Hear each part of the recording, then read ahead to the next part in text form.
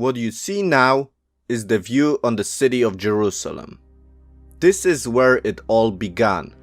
This ancient city was always accompanied by spectacular valleys that surrounded the Moriah mountain for centuries. The main three valleys in Jerusalem are the Kidron Valley, the Tyropeon Valley, and the Hinnom Valley. These three valleys were the natural defenses of Jerusalem and form a shape of the Hebrew letter Shin.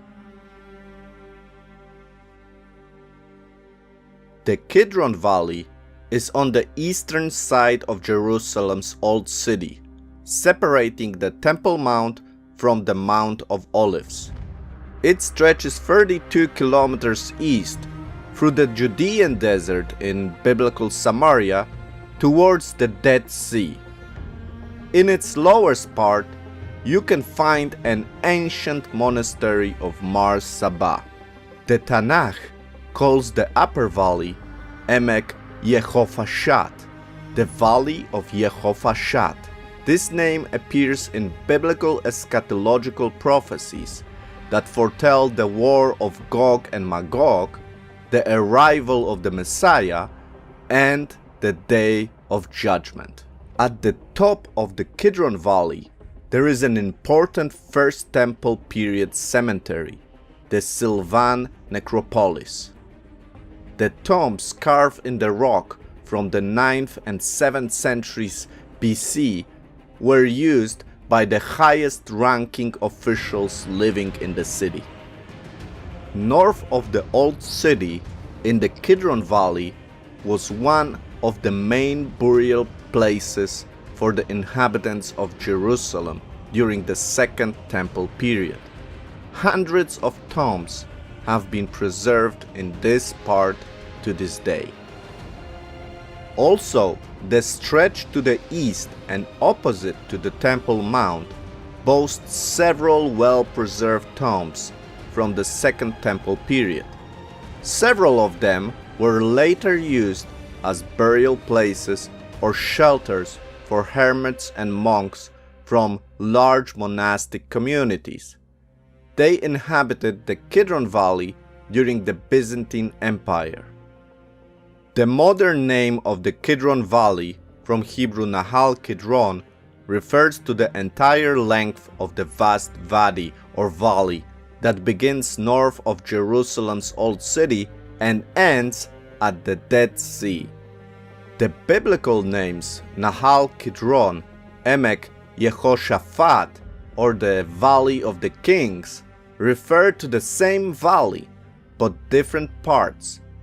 Likewise, in Arabic, each more significant wadi has many names, the next of which is associated with a specific section of its course. The name Kidron Valley. The Hebrew name Kidron comes from the root kadar, which means to be dark. So in this context, it can be understood as the Valley of the Dark. In the Christian tradition, the similarity between the Greek word Kedros and the Greek name Kedron used in the Septuagint has led the Kidron Valley being incorrectly called Cider Valley. The name Yehoshaphat Valley.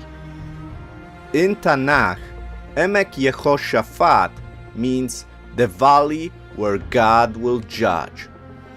The name Valley of the King.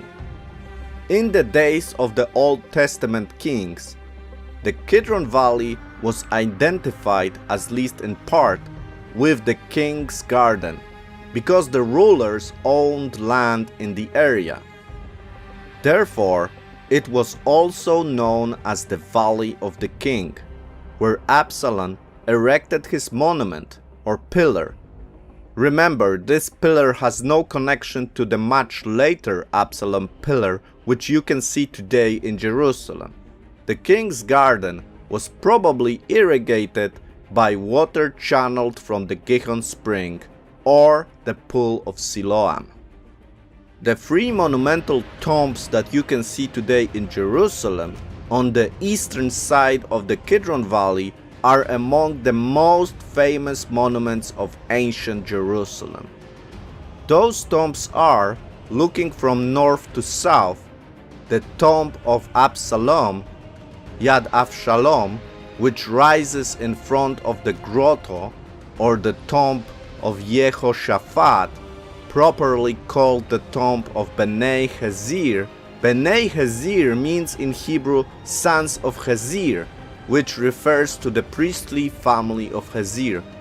And lastly, the tomb of Zachariah, which was most likely a nephesh of the tomb of Bnei Hezir.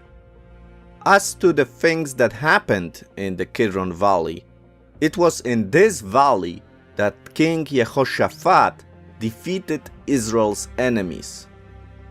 Chapters 29, 30, and 31 of the second book of Chronicles deal with King Hezekiah called to sanctify the Lord's ministers, remove unclean things, invite all Israel and Judah to celebrate Passover in Jerusalem, and liturgical reforms. In biblical times, this valley was also used as a garbage dump. During the reforms of King Hezekiah around 700 BC, as part of the ritual cleansing of the temple, the priests removed unclean objects from the tabernacle and the Levites dumped them to the Kidron Valley. Both David and Jesus are specifically said to have crossed the Kidron Valley. Jesus traveled through the Kidron Valley many times, traveling between Jerusalem and Bethany.